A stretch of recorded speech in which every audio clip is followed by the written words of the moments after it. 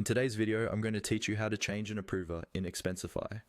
We'll walk through the process step by step, keeping it simple and clear, so you can update your approval workflow without any confusion. This is especially useful if someone has changed roles in your company, a new manager has joined, or you just need to adjust who signs off on expenses.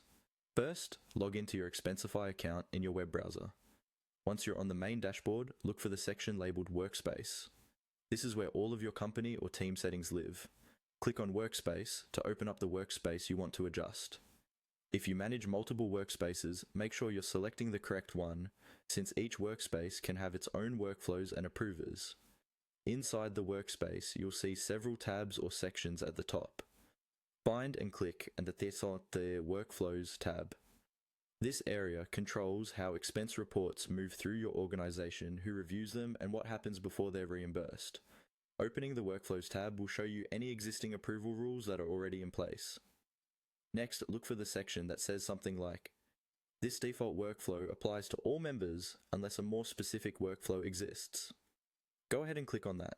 This default workflow is the main rule set that applies to most people in your workspace, unless you've created custom workflows for specific teams or individuals. By editing this default workflow, you're updating the standard approval path that most employees will follow. Once you're inside the workflow details, find the option labeled Additional Approver. Click on this.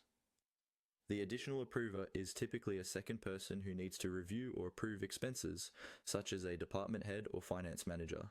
This is where you can change who that person is, remove an existing approver, or add a new one depending on your needs.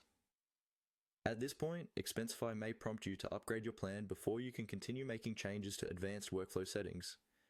If you see an upgrade message, follow the on-screen prompts to complete the upgrade process. Carefully review the plan details so you understand any costs and extra features you'll be getting. Once the upgrade is complete, return to the same workflow area and finish adjusting your approver settings as needed. After updating the approver, remember to save your changes and, if appropriate,